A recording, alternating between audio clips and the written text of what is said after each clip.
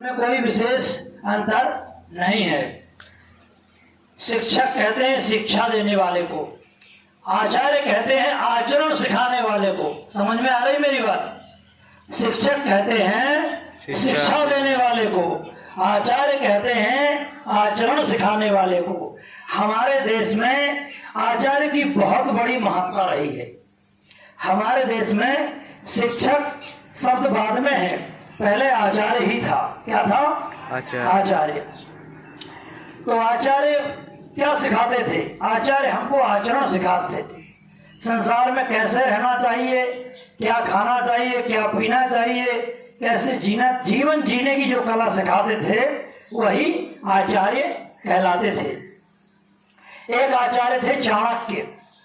उन्होंने भारत को समृद्ध बनाने में बहुत बड़ी भूमिका निभाई। भारत पहले खंड खंड में बटा था, लेकिन भारत को अखंड बनाने में आचार्य चाणक्य की महान भूमिका थी। पहले छोटे छोटे देश थे भारत में, और बाद में आचार्य चाणक्य के द्वारा पूरे भारत को, अखंड भारत को, यहाँ तक कि अफगानिस्तान तक एक कर दिया था।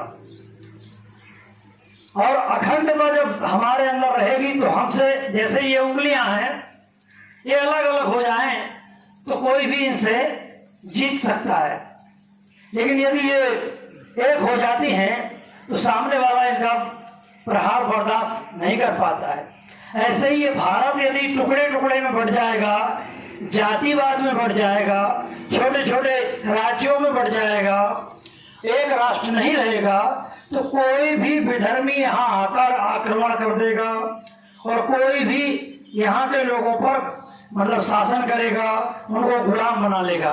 लेकिन जब पूरा भारत एक रहेगा, हर जाति के लोग, हर धर्म के लोग एक होकर रहेंगे, तो किसी भी माई के लाल में दम नहीं है कि वो आपको भिगा सके। तो इसलिए हम सबको एक बनना है और नेक बनना है। क्या बनना है? नेक बनना है। एक बनना है और नेक बनना है। नेक का मतलब है किसी को तकलीफ नहीं देना, किसी को कष्ट नहीं देना, किसी की बुराई नहीं करनी, सबका हित करना है, सबका भला करना है, सबका मंगल करना है। तो हमारे आचार्यों ने हमें यही शिक्षा दी है कि हम किसी को दुख न दें, किसी को कष्ट न दें।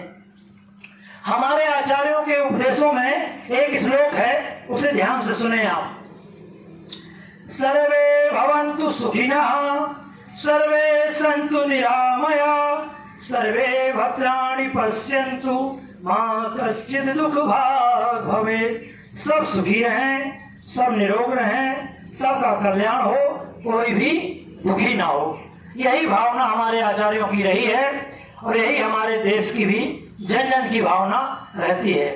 इसलिए हम सबको कभी भी किसी को तकलीफ देने की भावना नहीं रखनी चाहिए। तो आप लोग समझ गए होंगे कि शिक्षक का मतलब है शिक्षा देने वाला, और आचार्य का मतलब है आचरण सिखाने वाला, और गुरु का मतलब है ज्ञान देने वाला। लेकिन ये तीनों चीजें अलग नहीं हैं। शिक्षक, ज्ञान, शिक्षा, ज्ञान और आचरण सब एक दूसरे के पूरक हैं। इनमें कोई विशेष भिन्नता नहीं है, लेकिन हर शब्द का अपना अपना महत्व होता है। इसलिए